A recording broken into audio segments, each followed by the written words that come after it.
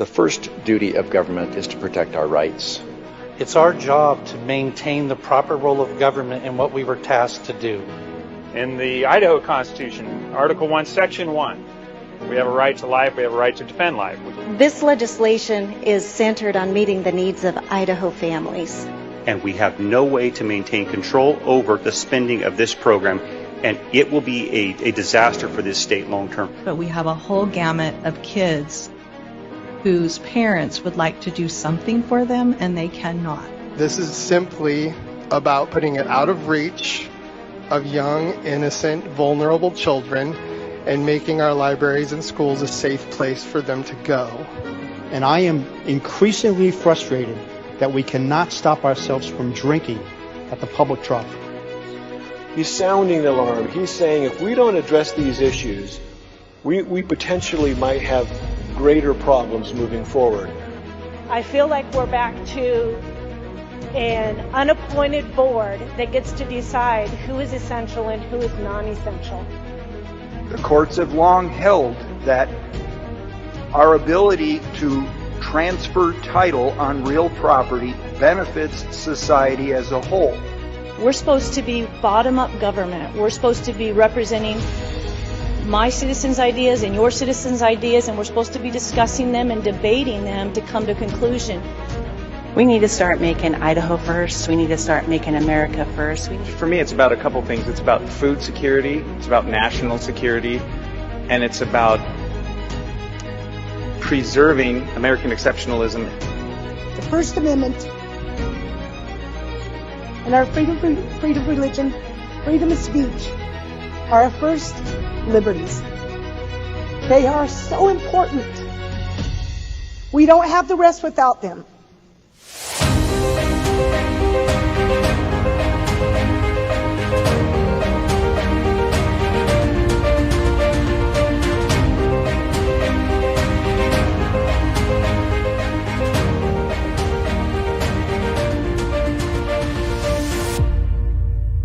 All right, Idaho Signal is on the air, and here we are. Welcome, everybody. It is so great to be back on the air with you folks. So much has happened since we have been off the air. And as you know, the program is live daily during the legislative session. But we knew at times we would be doing some of these specials, and we were thrilled to be able to call together some guests today to talk about this important issue, Prop 1, the ballot initiative that's going to be on our Idaho ballots in November, dealing with open primaries, or what is being billed as open primaries, but is absolutely not. We'll get into that, and of course, ranked choice voting. But if you're like me, you are feeling probably completely overwhelmed by the news that has been going on the past 2-3 weeks in our country and in the world. But we can't let that distract us. We have lots of work to do here in Idaho because the left is on the march. And so I'm grateful that you're tuning in and that you are going to be with us here for the next hour, because this is important and we cannot be distracted by the national news. It's important, but so is this. So I'm glad you're tuning in. We will have lots of information for you. We've got a great lineup of guests today to help us navigate this thing. We've got fact sheets, we've got videos, we've got books, and of course, a great lineup of guests to speak on this issue. But first, breaking news, because yesterday, the Attorney General of Idaho, Raul Labrador, presented a lawsuit. He's basically suing. He tweeted this out last night or yesterday afternoon, this lawsuit that is going to challenge this ballot based on two things. One, that the language that the people that were gathering signatures, the language they were using is open primaries. And what this bill does is not establish open primaries. And then number two, that it's that the bill that they're trying to get passed, this initiative that they're trying to get passed, which would become law, deals with two subjects: one, the primary system, and two, the ranked choice voting aspect of it. So I'll get all into that, but we want to send kudos out to Attorney General Raul Labrador for initiating this lawsuit. It's a over 190 page legal document. I don't know what they're called when you issue a lawsuit, but it's over 190 pages. So I haven't dived into it page by page at least, but we've got the top. Those are the top. That's the overview. And of course, like I said, we'll get into that. Because the left is completely using the term incorrectly. They're calling themselves Idahoans for open primaries, but what they're gathering signatures for would establish a jungle primary, which is basically abolishing all party primaries. And so they're flat out lying. And when they gather signatures, if they're lying to people who are giving their signatures, then it is we've got problems. So we commend Raul, who is on the march with that. So hopefully we have some guests with us. I'm just going through the list now and making sure that we have where we're at. All right, let's do this. Let's just set the stage, because you need to know what is on the ballot. So can we show the language, the language here that is on the ballot? Yes. Okay. So this is the language, and I think we have. This is the first page. If you were to go look up the ballot initiative, this would be the first page. There's the short title, the long title, and then the full text of the initiative, which is in other words, it's also like a bill that you would normally see during legislative session. And so the full text is pages and pages long, but the long ballot title. If we go to, here it is. We've highlighted some of this. So the measure, if you can see here under the long ballot title, the measure proposes 2 distinct changes to elections for most public offices. So the first thing that it would do is it would abolish Idaho's primaries, party primaries. Okay, full stop. So what are party primaries, right? Party primaries are the Republican Party, the Democrat Party, we have the Constitution Party and the Libertarian Party. Those are the 4 major parties in the state. They're 4 formed parties in the state. But for lack of a better, but just simplify, we're just going to keep using the Republican and the Democrat Party. So each of them have their own primaries. And you know how this works. If you're a registered Republican, you show up to the Republican primary on primary day, and you elect who you think would best represent your Republican Party in the general election in November. The Democrats do the same. Right now, we have a closed primary system for the Republican Party. The Republicans say you have to be registered as a Republican to vote in the Republican primary. The Democrats have elected to have an open primary, meaning anybody who shows up to vote can select a Democrat ballot and vote in the Democrat Party. Those are the 2 scenarios that are going on right here. But if you notice in this language, if we can put that back up again, what it is doing is abolishing the party primary system. And by abolishing it, what it essentially does is it then moves all of the people who are running in the primary, is the top 4 vote earners for each office would advance to the general. Candidates could list any affiliation on the ballot, but would not represent political parties and need not be associated with the party they name. So this means quite simply that I don't even have to register as a Republican or a Democrat or whatever. I can just throw my name on the ballot, call myself a Republican, affiliate, identify, right? We know these terms now when you want to just identify without actually being one. And that's what that part is when it comes to this ballot initiative. It is getting rid of party primaries and just having a free-for-all with people from any walk of who can claim to be from any party under the sun. And then everybody votes for their favorite, and the top 4 then move on to part 2 of this initiative, which is ranked choice voting, which we're going to get into in a moment. So this is not open primaries. And I'm sorry, let's put that graphic back up again, because right at the top there, you can see who are the people who are running this organization. Who's the contact person for this initiative? It is this person here, Ashley Prince, representing Idahoans for Open Primaries. Folks, this is not an open primary, okay? This is not an open primary. This is a jungle primary. A jungle primary is exactly what it sounds like. It's a jungle, right? Anybody can just jump in the mix, and regardless of what party you're in, and then everybody goes and votes on it could be 40 people in one particular race. This is not an open primary. Open primaries mean when people show up to vote, that they would select a Republican ballot or a Democrat ballot or a Constitution ballot and then vote for that party's representative in the general election, that party's nominee in the general election. That's not what this is. This is a jungle primary. It says so right there. So right on its face, we know that they're lying because it's not an open primary. It is ranked choice voting. Okay, so let's move on to, I'm sorry, it is jungle. It's not an open primary, it's a jungle primary. And then they want us to do ranked choice voting. So what is ranked choice voting? Because we've heard about it. You guys have heard about it. Maybe you're already against it. Maybe you know everything about it. But the man who knows everything about it is Phil Izon out of Alaska, because he's been fighting it in Alaska and has been doing a true grassroots campaign. And it's my pleasure to welcome to the show. Phil, can you hear us? How are you? Yes, sir. Can you hear me? Yeah, you sound great. You look great. I thank you for joining us on the program today. You have been a warrior for this issue in educating people on the dangers of ranked choice voting and, of course, what has happened in Alaska. The biggest thing that I think is on people's radar was the election when Sarah Palin was running for U.S. Congress. And we have a clip. I want to show this clip first and then throw it to you. We have Sarah Palin, who was on, I think she was on Steve Bannon's show. So let's watch this. It's a quick clip. Let's just watch her reaction to what's going on in Alaska.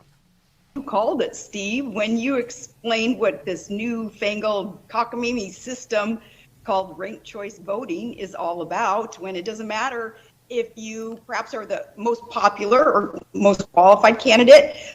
No, you can get a whole lot of votes, Steve, but if you don't get enough second or third rankings from voters who choose another candidate, then you're eliminated, or then you get second place and you don't win. And it's complicated. You explained it best. President Trump explained it very well in a rally that he had up here, warning Alaskans that this newfangled experiment with ranked choice voting will split votes. It will allow liberals to skip on in, which is exactly what's happened thus far.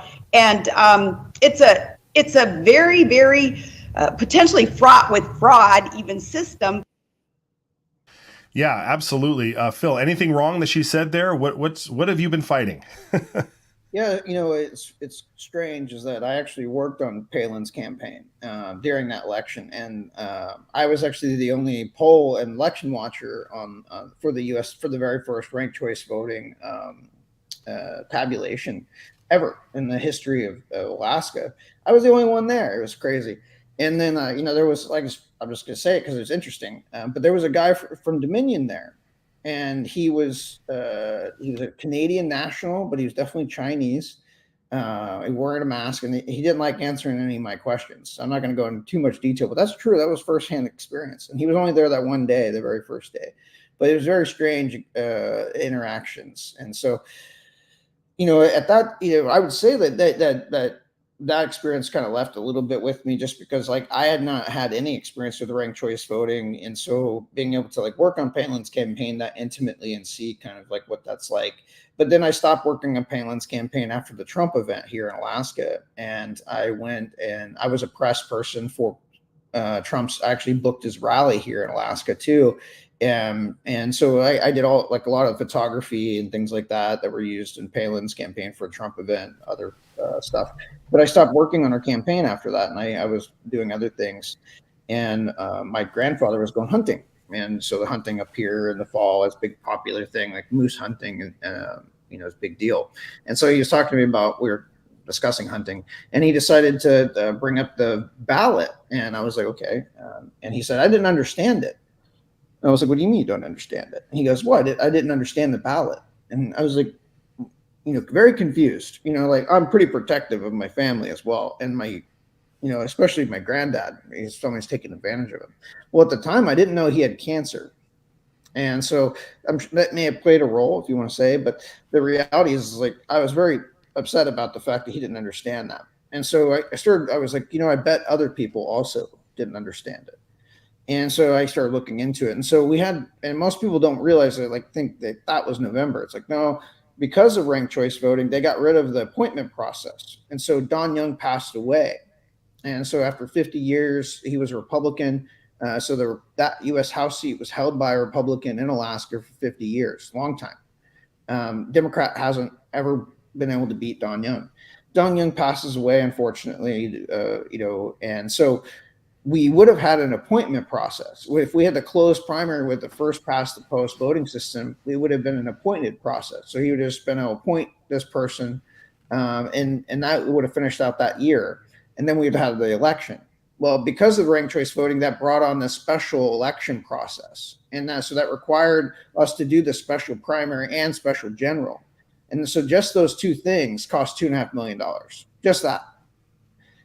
Normal elections in Alaska from 2010 to 2020, average election from the state money spent is $3.3 million. That's how much money they spend average that's directly from the Lieutenant Governor's office. I'm the only person I know that has this information. And it's because I fought for a year and a half to get it too.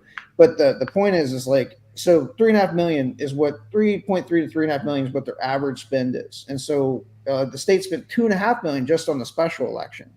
Then they spent $3.5 million on ranked choice voting, education, and equipment setups and stuff. And then on top of all this, they're spending $4 million every 5 years for Dominion software, and then another $75,000 a year for ranked choice voting software access. And so on all that, then they spent $5 million on the ranked choice voting regular election. So the election total for 2022 cost $11.1 million, and our average is only 3.5 or 3.3 million. So this one's 328% more expensive, or 3 times as more expensive than any election ever done in the state's history. It's more confusing, right? It's the only type that you can exhaust ballots, and like I don't cover this topic enough. Unfortunately, like I've been on I don't know how many calls over the last couple of days, a lot. And so every time I get on there, no one knows what exhausted ballots is. And I was just like, oh no. I know. Yeah. Well, for the sake of our audience, can you tell us what an exhausted ballot is? Yeah. Since you've got it. I just want to point out though, is that don't feel bad that you don't know what it is, because I've been in interviews with Politico. They all give me the same answer. And then this other guy, he was pro ranked choice. He came on a Spaces, and I love talking to those guys. I've debated like the father of ranked choice voting in San Francisco and Oakland. So there's not going to be too many of these paid stooges that are going to know very much about the system. And so he goes into this. He's like, "Oh, I really like ranked choice voting." And he started telling me all about it. I'm like, "So do you know what exhausted ballots are?" And he's like, "Yeah." I was like, "Can you tell me?" And I asked Politico the same thing. And so the reporter from Politico tells me the exact answer that I'm expecting. And she goes, well, if someone is, if they're low-ranking candidates, so if you rank okay, explain the whole system, then I'll explain the exhausted ballot. So you have jungle primary. So in that you get pick one. So you go into the ballot, you got a string of candidates. There's no designation if they're Republican except they have like an R or D or an I next to their name. And so you can just pick one. And then so after that, it goes to this ranked choice type system. So in some systems, it's top 2, like San Francisco and Oakland. Others are top 4. So like Alaska and Idaho would be a top 4 if you guys end up getting that. And so so out of that list of candidates, only the top 4 that got the most votes goes into that election. And so then that's when you rank. So primary, you pick one, jungle primary, pick one person. And then whoever gets the most votes, the top 4 go into the general, and then you rank 1, 2, 3, 4. You're supposed to. And if you don't do that, it messes with the system. So if you only pick one, then your vote has the risk of being exhausted or removed from the tabulation. So if you have a denominator and you have total, people that voted for this person, then you have total votes cast, you're actually removing the vote from the denominator entirely. But the point is like it's actually getting rid of the total votes cast. And so let's say you voted for Joe, but John won. Well, Joe's not even in the calculation anymore. So John now can get over 50% because your votes aren't even counted. So for instance, Lisa Murkowski said she got over 50% for the very first time. U.S. Senator Lisa Murkowski in Alaska. Very first time in her entire political career got more than 50%. That's her claim. And Mary Peltola, U.S. Representative Mary Peltola, first Democrat representative in Alaska's last 50 years. And so these two people both claim they got over 50%. But when you do this, you're removing ballots. Then when you exhaust ballots, it is now giving these guys a manufactured majority. It's a book I actually wrote called Manufactured Majority. And it discusses how when you remove these exhausted ballots from the tabulation, you're actually creating a majority. And it's not an absolute majority. Absolute majority is election term. That has to do with total votes cast. That means you get over 51% of the total. Yeah, and so right, and when you're pulling votes out, that's no longer the total votes. You've created your own total now, and so right. And that can get crazy. So in the Denver Post, this was an article just the other day because they're facing ranked choice, and so I brought this up, and people said I was wrong, and then the Denver Post guy wrote about it, and I was like, see, other people are also. Yeah, because what you're saying, real quick, because we have this clip from Rachel Maddow, who was announcing an election, I think that was happening in Maine. And let's roll this clip. Let's see if we can just put it up beside us here. Graphic a minute ago that I just want to explain what that was. We put up that main graphic again. I was talking about the fact that this race was now called by NBC News for the Democrat, Jared Golden defeating Bruce Poliquin, the Republican incumbent congressman in Maine's 2nd District. The reason it looks like Golden has less vote, but he got called, is because Maine uses ranked choice voting, which means Maine voters pick their first, second, and third choices when they go to vote. And if neither candidate gets 50% on the first round of voting, then what they do is they go see who other people voted for. Were there other people who voted for the Green Party candidate or the Libertarian candidate? Who'd they pick second? Those second choice votes then get retabulated for the top two contenders. And it was that ranked choice voting process after neither of the major party candidates got to 50%, which resulted ultimately in the Democrat in that race unseating the Republican incumbent. Our graphic looks screwy because we only had the first round of voting on the screen. Sorry. Okay. I mean, that is ridiculous. So clearly after the first round, the winner was the Republican, but they kept, like you're saying, they exhaust ballots to get over that 50%, but it's not the 50% of the total people that walked in that day, right? You actually have people. So, and you have people have two parts to this. One is you're going to have voters get one vote. Some voters that get 2 votes, some that get 3 votes, some that get 4 votes, and some that get 0 votes because their vote got thrown out of the election. And so, yeah, you literally have votes tossed and like removed. And so that means people that woke up in the morning, decided to set out their day to make sure that they made sure they did their civic duty and voted. We already have incredibly low percentage of turnout in general in most elections. So the last thing you want to do is start disenfranchising people by tossing their votes prematurely. Right. And so this actually gets kind of nasty because okay, well, that's just the one way. Remember, that's how Politico explains it. That's just the one way is if you vote for that person, they get eliminated, then your vote gets thrown out. That's what the pro RCV people will tell you. That's what the political journalists know. But there's actually way more than that. You can have your votes thrown out by ranking the same person more than once. And it's called an overvote. You can have it undervote where you don't fill in all the boxes correctly. If you fill it the same, if you give multiple candidates the same ranking, also has your vote thrown out. If you make too many marks on the ballot, your vote can be thrown out. So there's like 4 or 5 different ways to actually have votes exhausted. And so this is something that I personally think I'm one of the main drivers behind is that I want to see the exhausted broken up into sections. I want to see how many people overvoted, how many people undervoted, how many people. Okay. And so when I did this, I found in Oakland, I found this data. This data was actually available. And they found that 1 in 4 poor minority communities actually had their votes thrown out because of ballot errors. Wow. 1 in 4, upwards of 25% in the poor minority communities. And then 1 in 15 in rich white communities. And so this doesn't help minorities. It doesn't help poor people. It doesn't help anybody really. What it is from my observation, it's an elitist voting system. It's not pushed by Democrats. It's not pushed by Republicans. And it's not pushed by third parties. It's pushed by millionaire, billionaire club. Yeah. Powerful elites. Yeah. Yes. Yeah. Well, Phil, we've got a ton of guests we're going to get to today. We have your website. Yeah, we have your website up here, 907honest.com. We also have, let's show his 2. Here's your website. So everybody can go here. Also, you have 2 books out. Can you quickly, we want to show the covers of his books. This one here, Field Manual Guide to Ranked Choice Voting. Yeah, it's the most comprehensive. So manufactured majority is a 100-page quick book. It just covers Alaska's election use case and just gives you all the great juicy details. I always tell everyone that if you're fighting ranked choice voting, lead with Alaska. A lot of great data in there. The other book, and each book have the same sources. So, and if you buy digitally, they are live links. So there's like 100 sources in there. Field Manual, 347-page book, huge, and it covers ranked choice voting. Start to finish. It covers the funders of ranked choice. And so like about 2 years of my life built into that book. And so, and I'm happy to make them available to groups for free. If you also have another website called rankedchoiceedu.org, that's my website also. And so that's my nationwide organization that I set up to educate people about ranked choice. And we have a 30-part animated video series. And there's interviews with Lieutenant Colonel Alan West and stuff on there. So it's pretty cool stuff. So again, that's rankedchoiceedu.org. And so, fantastic.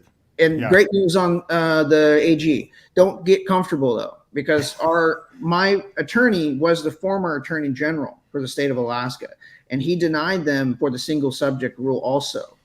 And so, and they still were able to get through the Supreme Court. I think you guys are safe. I think you guys are safe because the Supreme Court already previously ruled that what they were doing was wrong. So I think you guys are good. And I'm very, very pleased and very happy.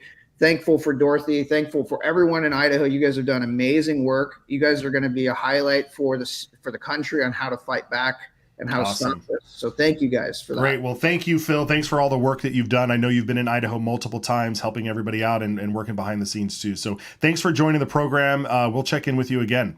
Look forward to it. Please share a link so I could put this out there. I'd love to see it on X as well. Yeah, will do. Will do. Take care. Thank you. All right. All right, folks, fantastic. And he gave a shout out to Dorothy Moon, and Dorothy has now joined us as well. So I want to bring her in. Hi, Dorothy. Good to see you.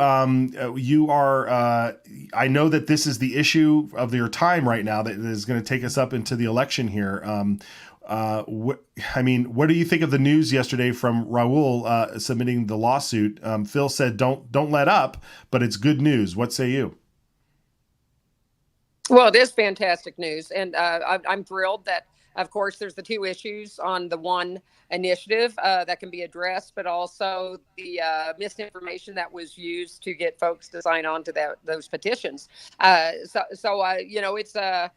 two ways to go about it. I like the way he's approaching it now, but we're still getting ready. We are waiting to see. Hopefully, the Idaho Supreme Court will rule in favor of the Attorney General's, a complaint here, because it is an issue. Yeah, it is. So what is the Idaho GOP's efforts? What are you guys hoping to mobilize people to do? Other than just vote no on this issue, but what are ways that people can help spread the message?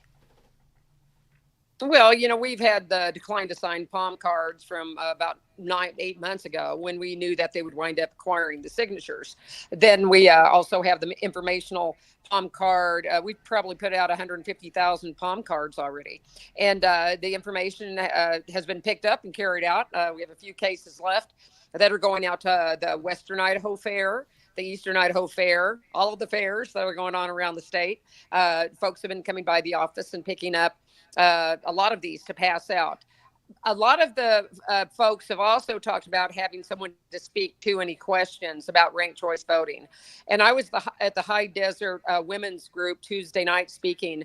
And I know candidate Steve Tanner running for representative, he will be at their Lincoln Day event, and he will be not Lincoln Day, what am I saying? The fair, and he will be giving out information about ranked choice voting. He's pretty much up on it. So that's the only thing I ask, is that people actually do understand the issues and that they can address them when they come up. And I think we're going to have people all over the state. So I'm excited. It's a true grassroots effort. Secure Idaho Elections, that group, secureidahoelections.org, they have been rocking it. After meeting with them before the Milwaukee State National Convention, we had a pretty good talk, and there's a lot of groundwork already laid. So we're here to help get the information out. We'll be doing it through my opinion pieces, through radio, social media, and we'll just make sure we keep educating folks about ranked choice voting, because a lot of people still don't understand what it is. Yeah, and then also the aspect of the abolishing the party primaries and going to this jungle primary. They keep calling it open primaries, but that's not what it is. It's a jungle primary. It's what California uses, what other places use when they want to just run a ton of candidates and mess up the system. You don't even have to officially affiliate with a party to call yourself a Republican. Are these trans Republicans, trans Democrats? I mean, what's going on with that aspect of this initiative? Well, the uniparty. They want the uniparty. They want to get rid of the extremism in Idaho. That's not extremism. It's the grassroots have found their voice. That's what the issue is. And the grassroots want to make sure they pick their quarterback. That's what they did in 2012 when the 2012 caucus, more or less got the fire in the belly of a lot of Republicans to make sure that we have a closed primary. And, it's not just Idaho. States envy Idaho right now, that the fact that we have a closed primary in many states, and my colleagues in the 168 of the Republican National Party, they're trying hard to close their primary. It just isn't right. We are going to pick the people we want.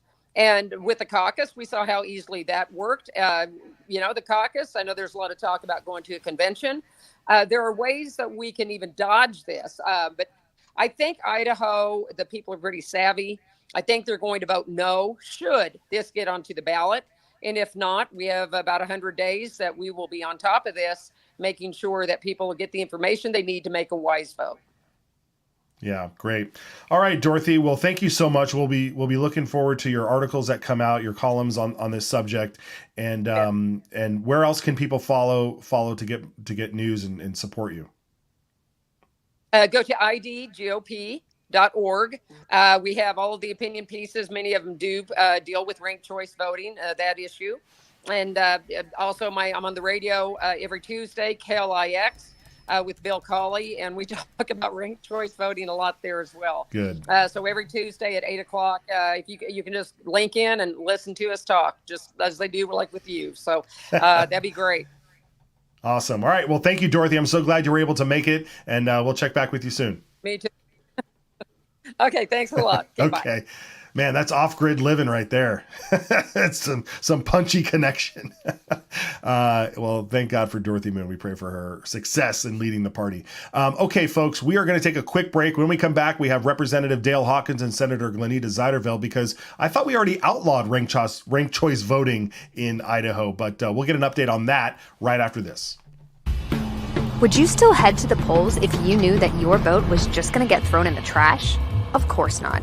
Which is exactly why you need to know the truth about ranked choice voting. Also known as instant runoff voting, ranked choice voting destroys everything we know about free and fair elections. Unlike a traditional election, each voter is expected to vote for every listed candidate in order of preference. Also, unlike a traditional election where the candidate with the most votes wins, a candidate must have a majority of votes to win. If there's no majority winner in the first round, the losing candidate is eliminated. The people who voted for the loser in the first round then have their second choice votes counted in the next round. This process continues until there is finally a majority winner. The problem is that thousands of votes are trashed along the way to create this supposed majority. These voters weren't willing to vote against their conscience, so their votes are gone. These voters got confused and filled out their ballots incorrectly, so their votes are gone too. And these folks ended up casting votes for candidates they never would have voted for otherwise. The result is that a much smaller manufactured pool of voters ultimately decides the election, to the exclusion of thousands of other voters. Any system that throws out legitimate votes and requires voters to vote against their conscience is problem enough. But ranked choice voting almost always ends in extreme partisan victory for the left. It's a far cry from the ideal that gives every voter a voice and a vote that matters. This scheme undermines the integrity of our elections, and it must be rejected.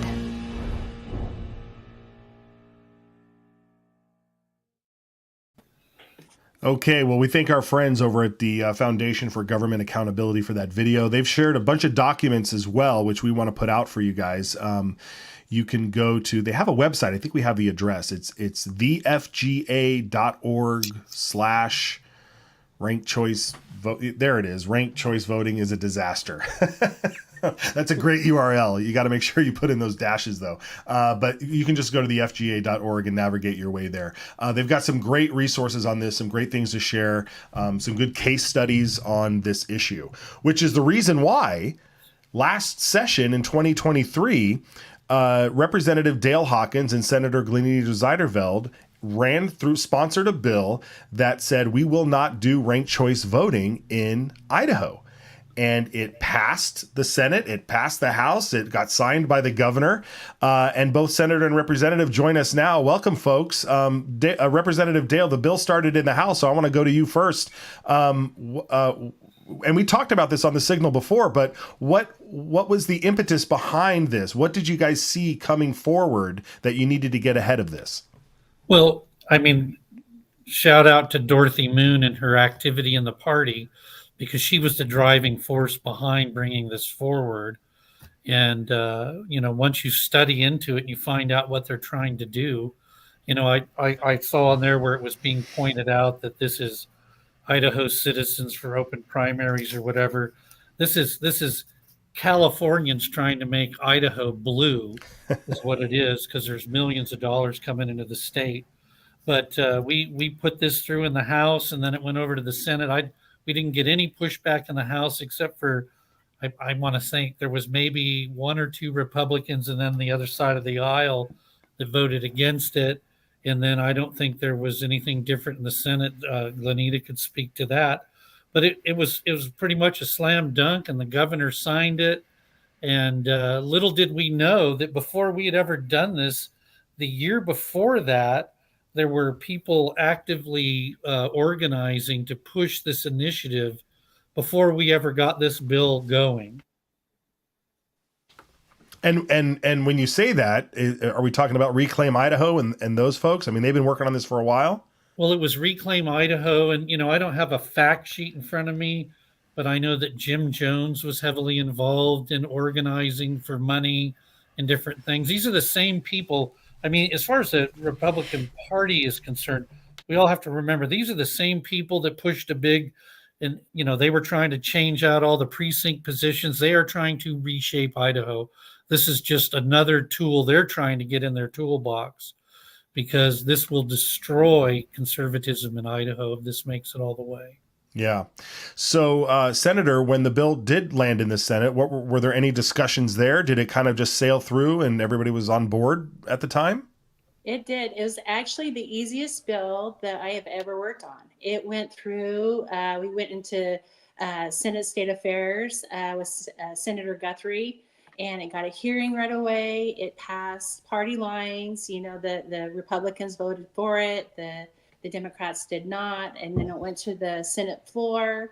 And again, I think the hardest part of the bill was trying to explain what ranked choice voting was, because we were all learning about it at that time. But it went through without a hitch. And I even went back into my office and talked to my husband, Tom, afterwards and said, something's up. I've never seen something happen so easy like this. There has to be something coming up that that was just way too easy. And then sure enough, we got the Reclaimed Idaho bringing in the initiative and the open primaries, which is a complete lie. And I always say, if you can't win, cheat. And this is basically what they're doing. Yeah. I mean, Phil, at the top of the program, Phil talked about how, and I didn't really put those two pieces together, how what they're trying to do is they're trying to get the candidate to go over 50% so that we know that it's a majority of people that wanted this. But when you're exhausting ballots, when you're getting rid of ballots, the pool of voters that are left to create that 50% plus one is so much smaller that it really doesn't represent the people. Is that the big issue here, you think, Dale? So it is, because now, when you showed the Foundation for Government Accountability information that we'll pass out at fairs and, all the little Fernwood days and Plumber days and all the different things happening in the community. But what they're doing is they're claiming that they're winning by these greater majorities, but they've shrunk the pool. That ballot comes to you, Matt, and there's, let's just use these names. There's Donald Trump and there's that cackling lady and somebody else. You're not going to check those other boxes So as soon as that first round rolls over, your ballot goes in the trash. And just like on the sheet for Federation of Government Accountability, what did they have? That first session, they had 8,000 ballots in Maine that were thrown away, 15,000 in Alaska that were thrown away. So they reduced the people who were actually voting. And then they can say, oh, no, we had 60% of the vote. Well, they had 60% of the 20% that was left when they're done throwing stuff away. Yeah. Glenita, I'm going to talk about the open primary, jungle primary aspect of it, because again, they keep telling people that this is about open primaries, but a jungle primary is completely different. Any thoughts on a jungle primary versus an open primary? I think it's actually going to lower people's confidence with the jungle primary, and our rate of people coming out to vote in the primary is already low, and this is not going to give them more confidence. And my thing is if we're not going to have some kind of party affiliation, then why do we even have parties? And I think what's going to happen is it will confuse them enough to where they will just be disgusted where they won't do it. And I find it's interesting on the open primaries, they closed our primaries, what was it, in 2016? They voted to close the Republican primaries. And it's interesting, in my area, in the Magic Valley, the same people that voted to close it are now the ones that are pushing to open it. Because what's happening is they're losing their ability to win because the grassroots are paying attention. The voter is really starting to realize what their vote is worth and that it's their duty. And so they've been showing up to vote, and we've been winning here in the Magic Valley, and they're losing. And so now all of a sudden they're up for the open primaries and the jungle primary. Yeah. And so, yeah, it's definitely going to cause a problem with the people. They will lose confidence in their system. And what's interesting that Dorothy alluded to in the last segment there was that this isn't necessarily a Democrat-Republican thing. It's more of a uniparty or the elites versus the grassroots, because it's not just, Reclaim Idaho and this Idahoans for Open Primaries groups, they position themselves on the left. They're funded by the left. But you've got guys like former Governor Butch Otter, Jim Jones that you mentioned, former Supreme Court justice. These are Republicans. These are old school Republicans, old party Republicans. Sandy Patano, folks like that are pushing for this jungle primary. So when you kind of start putting those pieces together, you kind of get the feeling that this is more about the old ways, the old power structure trying to fight back. Is that accurate? You think? It is accurate. And then I just was corrected. Somebody corrected me. It was 2011 is when they closed the primaries, not 2016. And for example, we actually went and did a FOIA to get the signatures of the people that signed the initiative. And we have people like Maxine Bell who signed that initiative, and she was the one again that voted to close that. And that's part of that Jim Jones group. And what's happening is they're losing control of the party because they're wanting control instead of wanting to serve the people. And they can't compete, and so they need to cheat. I'll just say it. You can say it. That's okay. Yeah. It's just what it feels like. Yeah. We're supposed to be one person, one vote. You go in, you vote, you come out. We have to deal with computers and mail-in ballots and all that jazz right now. But at the very least, we have a graphic. We have one of these papers. Let's pull up. Let's take a shot here. We've got these are the documents that we have. This is the truth about ranked choice voting. Let's go to a head here. These are some case studies. And these here will show, I don't think we can zoom in, but again, we'll make this stuff available. It's over on the FGA.org, but it goes through what happened in Maine, what happened in Alaska, was at Alameda County in California. New York had to throw out 140,000 exhausted ballots, 140,000 people in the New York mayor's race, 140,000 ballots were exhausted. They were trashed. They were thrown in the garbage and not counted, because after the first round, there was no 50% plus one winner. even though the current mayor was the winner in that first round. They kept going and going and going and going, and it took them like 8 rounds and like 15 days or something to like figure out the winner. So again, we'll make these documents shareable. Dale, you said you guys at a bunch of the booths across the fairs will have some of this material for people. Correct. We'll have the stuff from FGA. We'll also have the flyers, the smaller flyers that the party has put out. And this is the stuff I think that Dorothy was referring to that people stop by the office and pick up. We'll have those all over the north, as far as I know. In my area, we're going to have, and of course, that's 5 counties. But, this thing is a Marxist ideal program to tear apart what we have. And I'll just say this, Matt, you were very generous in naming some names and calling them Republicans. I think that there was this go along to get along here in Idaho for a long time. And like the senator referred, that the grassroots is waking up and gaining momentum. And they don't know what to do because they've been on this globalist train ride doing whatever they want. And all of a sudden people are speaking up and they can't win this. This is why they're changing this. And this myth, Idaho needs open primaries. Idaho doesn't have closed primaries. The Republican Party has a closed primary. And the biggest confusion is that truly isn't even an election. It's a private party picking who they will send forward in the November election. So there's a lot of misnomers going on here. So how we fight it all, it's a big can of worms. I am going to be prayerfully, I'll be in prayer that Raul's attempt to stop this is successful because there's just so much wrong here.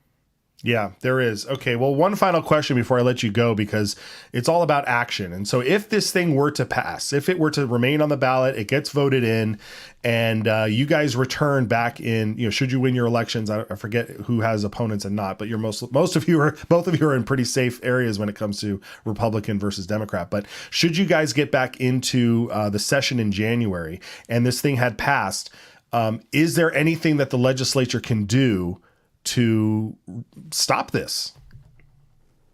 Do you want me to go first? Yeah, go, Glenina. Okay. Yes, we can, as your legislators, we could go forth and we can actually bring a bill that we will not fund this, which will be about $40 million, I believe is what Phil McGrain said that was going to cost the taxpayers. And so we can come and bring some bills that we can stop this initiative that will destroy our state. And I, for one, I'm all in. I will fight for that. And I also wanted to share real quick, in the Magic Valley, we are going door to door with this information. We are hitting the fairs. We are actually putting out a voter guide. So we are doing as much as we can in the southern states to help fight this. And I know that the northern part of the states is fighting as well. So you have a lot of good people, and I think all your legislatures will even fight for that. I just want to make a little side note. Representative Alana Rubel, who is a Democrat, who voted for the against the bill H-179 to stop ranked choice voting, went on air here saying that she is now against ranked choice voting because she realizes now it will destroy her party as well. Yeah. Wow. Dale, any final words from you about what can be done? And Brian Ullman posted here in the chat, I was asking a question at the very beginning before we got started about something being in the bill that's kind of a poison pill for us getting stuff changed. It's in section 40. It says all statutes enacted before the effective date of this act that are inconsistent with the provisions of this act are hereby repealed. So there's something in here that's going to prevent us from acting before July 1.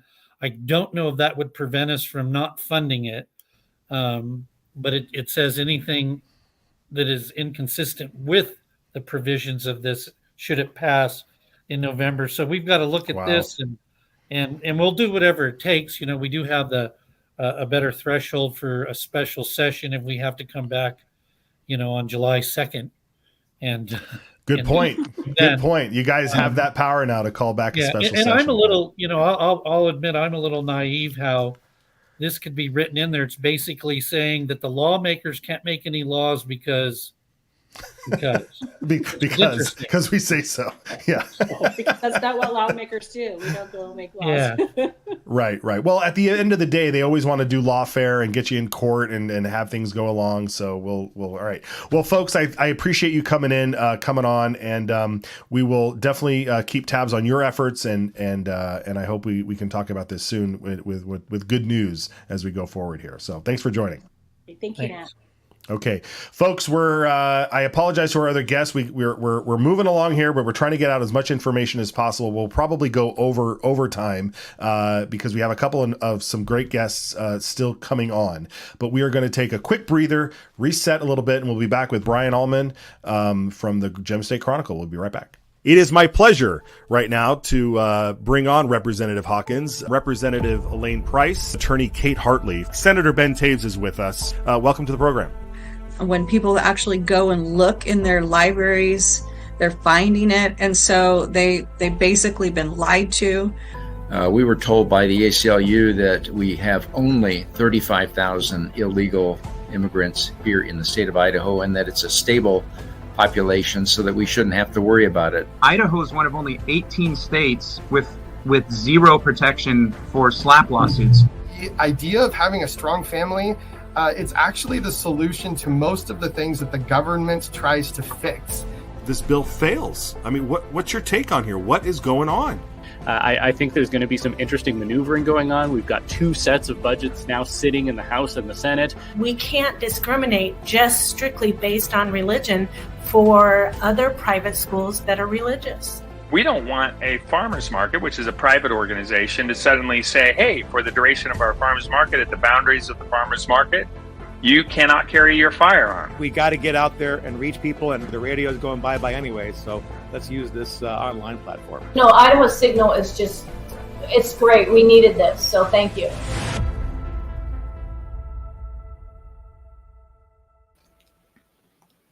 All right, welcome back. I just want to say I am so grateful for all of the guests and all of the work that our crew has been doing in putting on this show earlier this year. And it is great to be back on the air with you folks and getting this information out there. So I encourage you to please, follow our Rumble channels, X, YouTube, all the places that you can find us, and share this content, because it's extremely important that we do so. The mainstream media, they're in the bag. They're in the bag with the elite. They're in bag with the left. They're not going to. No one is talking. No one is talking about the fact that they literally are lying to you by calling themselves Idahoans for open primaries, and then right in the bill it says we're going to abolish party primaries and go with a jungle primary. There it is. Brian Allman joins us from the Gem State Chronicle. Brian, you've been watching the discussion that's been going on here. First, let me get your reaction on Raul Labrador's, Attorney General's Labrador's lawsuit that dropped late yesterday. You have a post up. You put your article up just hours before we went on the program here. What do you think, sir? As I mumble. Well, good to see you, Matt. We all expected that the Attorney General would file suit once the initiative had qualified for the ballot and the Secretary of State had certified it. A year ago, the Attorney General issued an opinion about the proposed initiative before it had even collected a single signature, listing off several different problems with it. And I mentioned that in my article here. And the coalition, the Idahoans for Open Primaries, Reclaim Idaho, they, instead of working with the AG's office to try and find something that might be legal and constitutional and congruent with our existing laws, they decided to plow ahead anyway. The one thing they did was they took out the words open primaries from the text of the initiative. However, they're still using that for the name of their organization, Idahoans for Open Primaries. It's Yes on Open Primaries. They're using that as the colloquial title here, even though the court, when they went to court over the title of the ballot initiative a year ago, the Idaho Supreme Court said, no, you cannot call this open primaries because that's not what it is. It's clearly not. And so with the fact that the Supreme Court already said that in the beginning, the fact that they continued to propagate this lie and dupe people into signing it is It's not surprising because they lie, they cheat, they do all these things. But what do you think about this? The fact that the old guard Republicans are also behind this. The folks that were behind the Gem State heist, right? The thing to try and take over the party from the grassroots. I mean, these are the same people. Why are they working with Reclaim Idaho on this? Well, like Dorothy Moon said, it's all about the uniparty. It's about the old establishment, the old guard that has been running our politics for so long. During the arguments over that first court case over the ballot title a year ago, the attorney for Idahoans for Open Primaries said that the citizens of Alaska enacted this system, and it's resulted in the election of more moderate candidates. And so that gives you an idea of what they're hoping for. If you're a leftist in Idaho, you might figure, okay, we're never going to get a far left, progressive, communist Democrat elected here. It's too conservative a state. But what if we change the rules and instead of getting conservative Republicans, what if we get moderate Republicans, the liberal Republicans, the ones who are more willing to work with us? There was a policy forum last year where Jim Jones, the former Attorney General, former Chief Justice of the Supreme Court, who has been a very vocal proponent of this initiative, he said that he wanted to see it passed because he wants to break the stranglehold that Dorothy Moon has on Idaho politics. Now, I don't know what world you're in if you think that Dorothy Moon has a stranglehold on Idaho politics. Really what it is that this is the one outpost of Idaho politics where the grassroots still have a voice, as opposed to many other places. We're seeing some improvements in the legislature the last couple of years, but the old guard establishment still I think has a pretty good foothold on things. And this initiative, if it passes, I think it would only increase their power. And that's what we saw in Alaska. Instead of the conservative Republican, you either got a Democrat or a moderate Republican, and I think that's what it's designed to do. Yeah. What do you think what have you seen has been the reaction from your average voter, your average person that follows this stuff? I mean, do you think some of them have been felt duped by this? Were they savvy to begin with? Where do you think the tenor? I know we haven't really done any polling on this, but what do you think the tenor is right now? I think for most people who are going to go vote in November, it's not yet on their radar. I know the Idaho GOP and other organizations have been really pushing it hard, and obviously on their side, Reclaim Idaho has been pushing it hard. But I think most average voters tune out everything until maybe September or October. So where they go, I'm not sure. Obviously, a lot of the people who signed it, I would say, did so because they were lied to. The signature gatherers were telling them that this is for open primaries, that this is to make sure everybody has a chance to vote. They were telling people that veterans and various other groups are locked out of voting by our current primary system, which of course isn't true. It just you just have to choose the ballot that corresponds to what party you're affiliated with, or choose the Democrat ballot because they still have open primaries. Right. But of course they're not telling the truth. And I think if the Idaho Republican Party and the various other groups that are working to fight this thing, if they get out there and they educate people, I think people are going to see what it is. You had the graphic up of the actual text of the proposition, and it says right there that it's going to abolish Idaho's party primaries. And I think when people actually sit down and read that, they're going to realize, wait a second, this isn't what they said it was. Yeah, and this is the actual language. Like this is when you go to we pulled this from the voteidaho.gov website. I mean, this is the ballot initiative.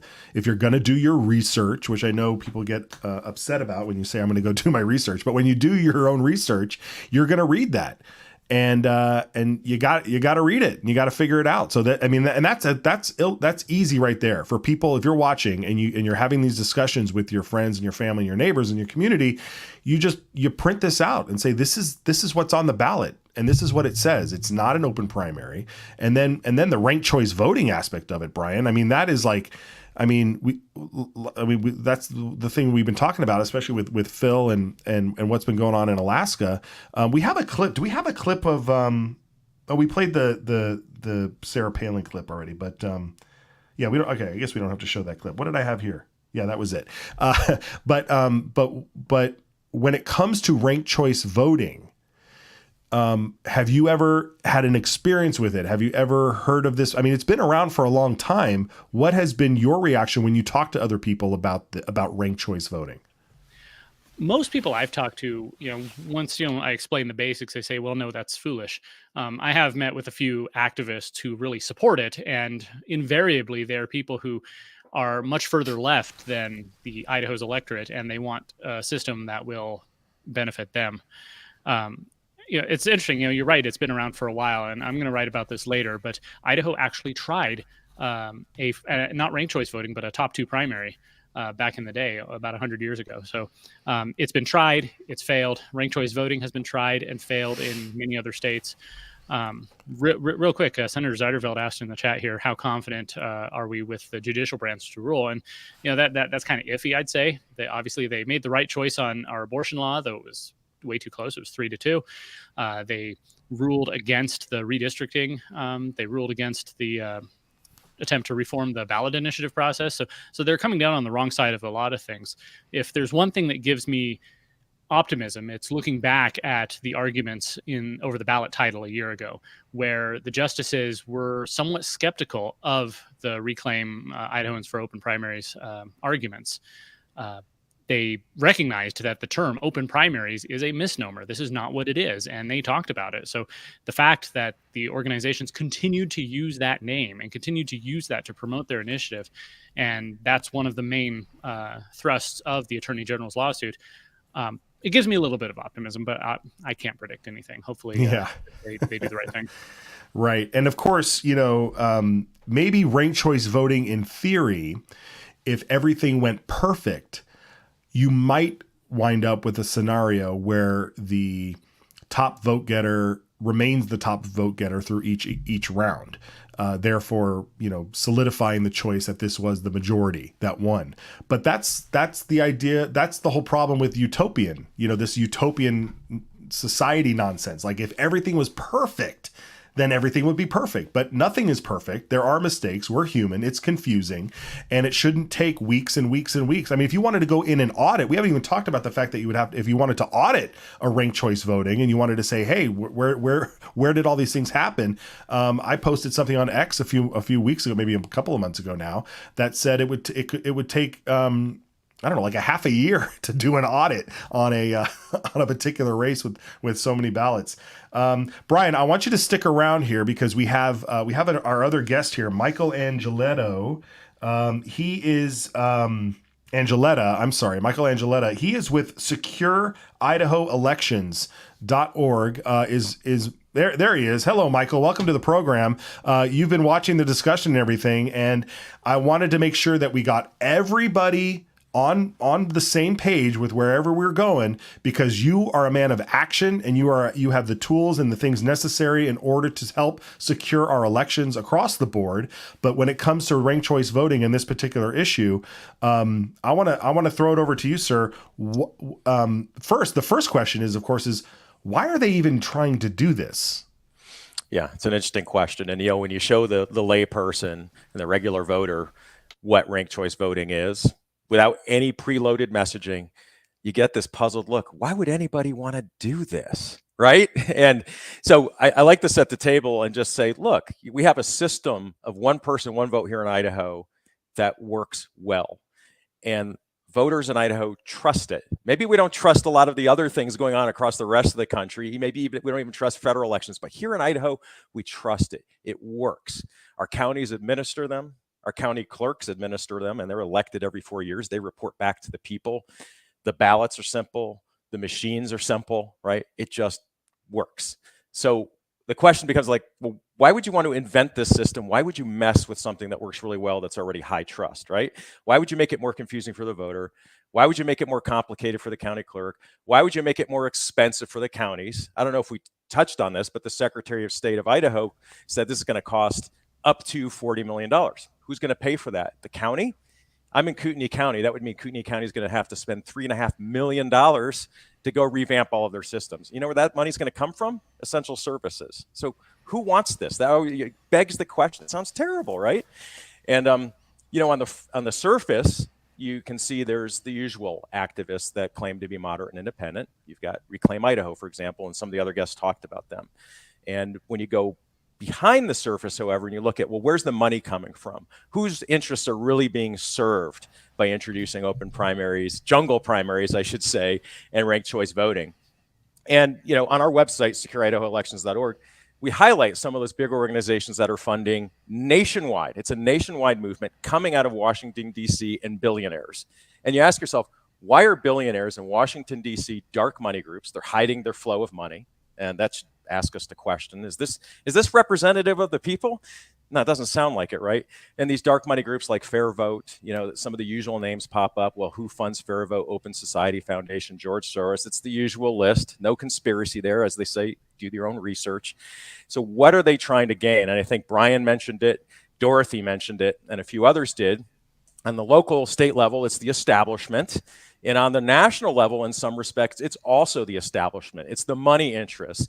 And they want to exert their own influence on our state politics. And that means essentially usurping the grassroots. It means usurping the Republican Party. And, coming back to Secure Idaho elections, and this is the segue, we're totally grassroots. Our opposition, look where their money is coming from. It's anything but. One of the co-founders of Secure Idaho Elections, retired Boeing exec. I'm a business coach and entrepreneur.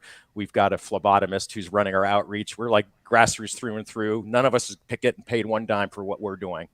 And we're here for one reason, and it's our namesake, Secure Idaho Elections. And that means right now, currently, educating voters on what ranked choice voting and jungle primaries mean for them. And we believe if we simply get the fundamental truth out there, that is going to be enough to let a regular voter say, this isn't for me. We've got a great system today. We don't need this system. We can go into all the specifics, right? 140,000 thrown out ballots in New York.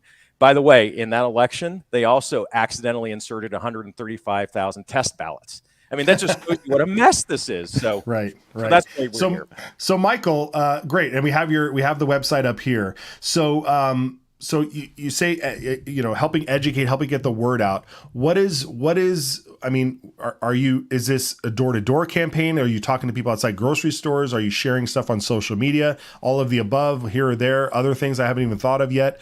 What are the main tactics? How can people get involved to help support this effort? You bet. Thanks for asking. So right now we're focused on two things, and one is building up our truth storytelling through digital. So we just launched our website last week, and we're sharing case studies. We're sharing how this impacts Idaho. But more importantly, to your point, we want to enable people to take action. And so we're building our outreach team and our speaker network as we, no pun intended, speak.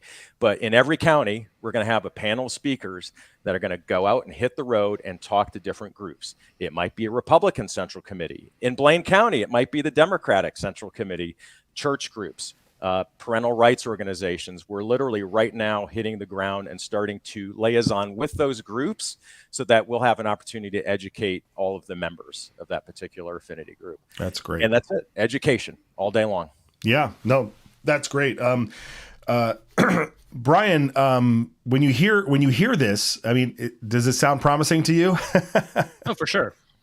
The entire way they got this on the ballot in the first place was by obfuscating the truth, by lying to voters and the people who signed it, by just saying it's about making elections more equitable, opening it up, open primaries, but getting the truth out, the truth of exactly what it is and what it's going to do.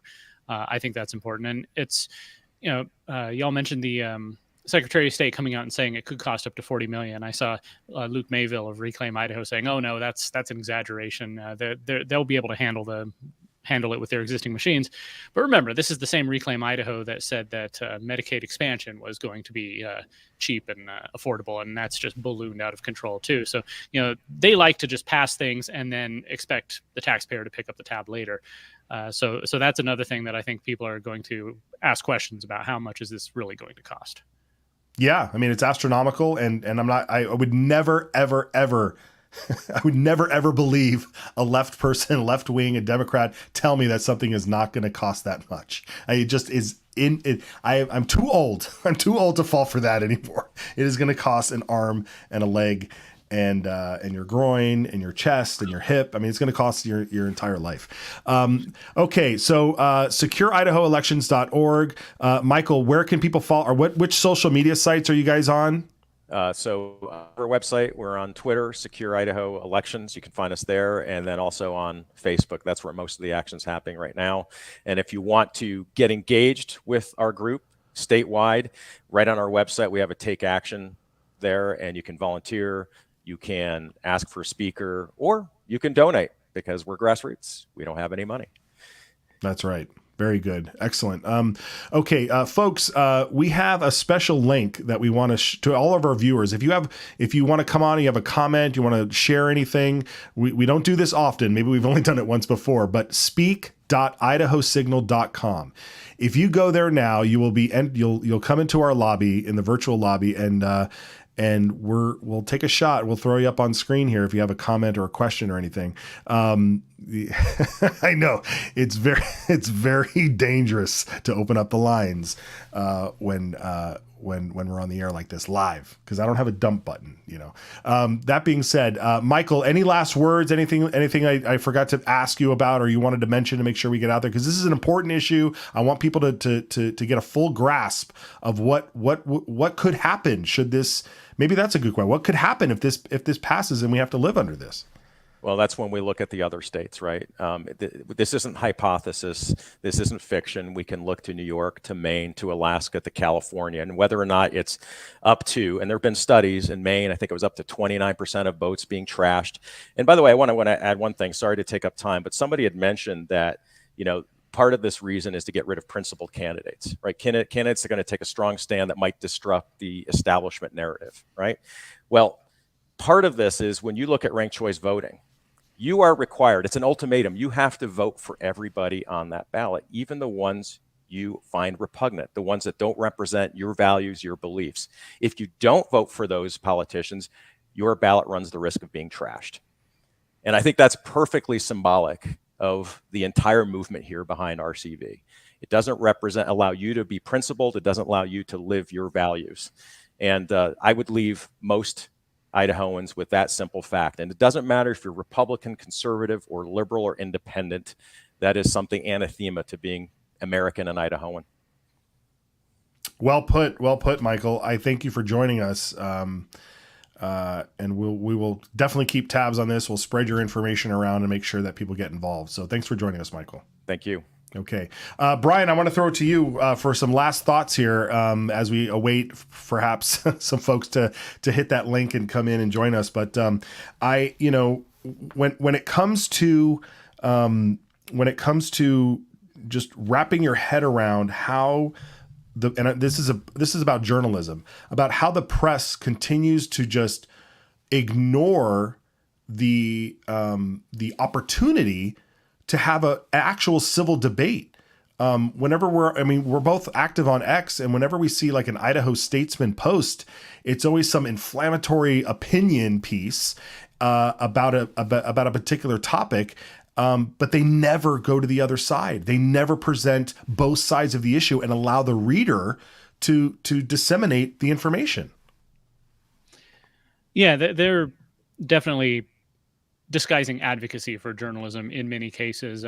Yesterday, the first time I saw information about the Attorney General's lawsuit was a tweet from the Idaho Statesman about the story. And I went into the link, and then it was the first or second paragraph. It called it an initiative to open the primary, which that's not what it's doing.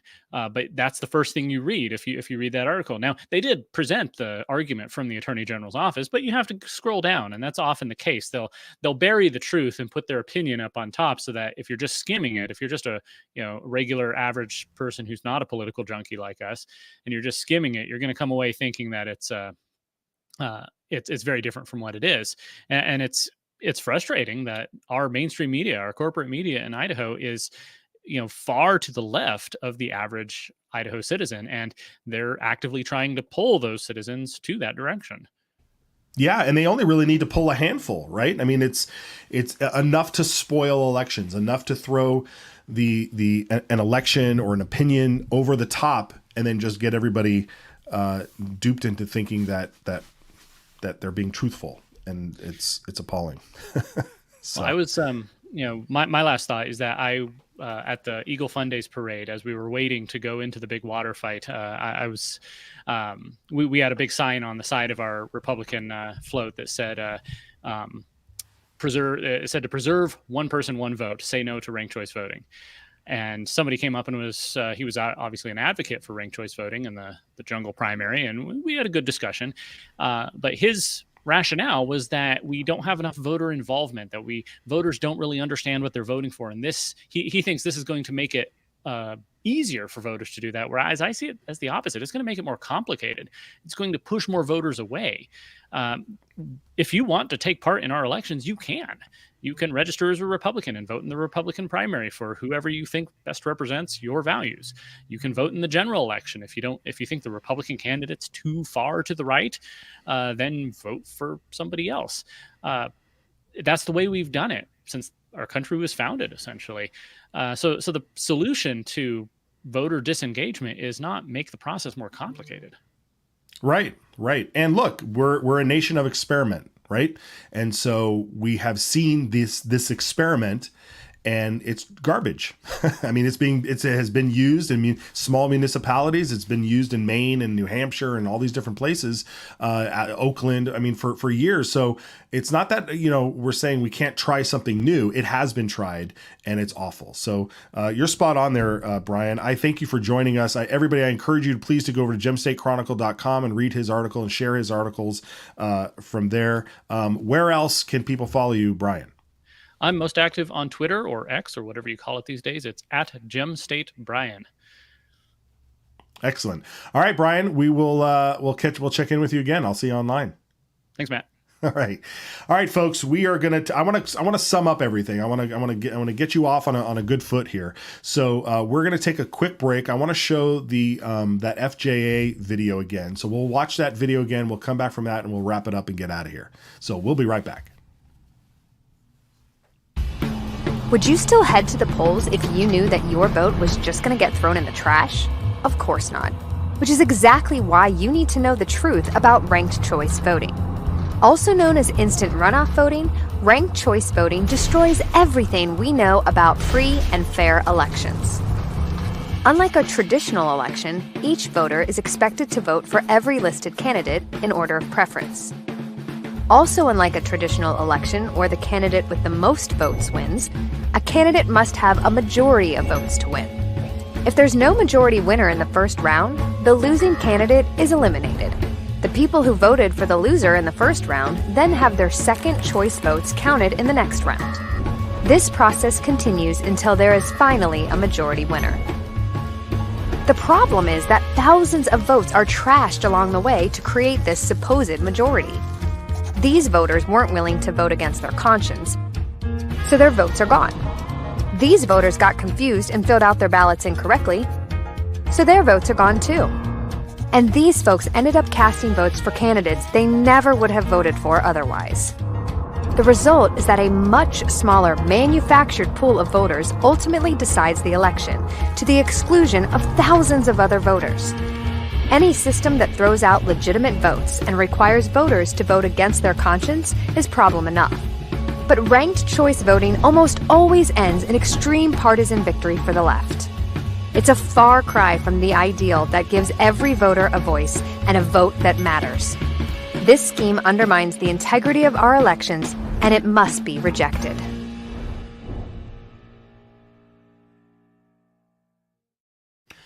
Incredible. That video from FGA, I mispronounced it earlier, FGA, the Foundation for Government Accountability. It's available on their website, on their social media. We'll tweet it out or post it up as well, so you can share that around. But it really comes down to it. I mean, if you don't fill out the ballot correctly, or if you don't feel like that you want to mark your vote, one of your votes, for a candidate that you would absolutely never ever want to see take office, but you're forced to do it. If you don't do it, your ballot gets thrown out it has the possibility of being thrown out in future rounds when they're tabulating. And if you're not in that final vote, then how can they say that a majority of the people voted for that winner? I mean, it really comes down to that. I'm so glad we did this program. We went through this. We have all the people that came on, because that is one of the big issues of that moment here. And so please, let's see. Let's bring up the FGA document. It's the longer one. We'll have these here too. This kind of shows you what happened in the New York race. After round after round after round, all those votes were being tossed out. After round 4, those votes were tossed out. After round 5, those were tossed out. This is FGA put out this ranked choice voting, a partisan plot to engineer election results. And this is a fantastic document. It's about, 10 pages long. And it's got some great information on there. Again, the folks over at FGA are doing great work, trying to educate folks and just giving you the facts. And so we'll make sure to have those available. But of course, you can always go over to the FGA.org/ranked choice voting is a disaster to look up those documents and find those videos. Okay, so what did I want to say at the end? We put up the call to have people chat in, but I don't think anybody took us up on that, and that's fine. But as always, you can go to idahosignal.org if you enjoy the program, you enjoy the information, and you find it vital. You can shoot us a message. You can send us a donation and help out and keep the program going and on the air. We really, really do appreciate it, folks. We'll probably do another special here on something else, but we just wanted to make sure that we collected a bunch of information. We'll share this episode. We're going to cut it up, and so that each of the segments are easily shareable as well. But we want you to stay informed. We want you to talk to your neighbors in your community. We have to make sure that people are educated and make the right decision. I believe personally that this is the wrong way to go. You may not. You may think this is a great way to go, but you've got a lot of questions. You got a lot of answers that you need to come up with when people say, well, is this an open primary? Don't lie. You can't be saying, yes, it is an open primary when it's not. If someone asks you, well, is this a true majority? Whoever wins gets a true majority. You can't really say it is when you've exhausted 140,000 ballots in one election alone in the mayor's race. So if you're advocating for this, I'm challenging you to be truthful about it. And maybe I'm being too nice because I just don't believe that you will. But that's neither here nor there. I thank our guests for joining us, and we will we'll see you guys online. I guess that's it. All right, take care. We'll see you next time.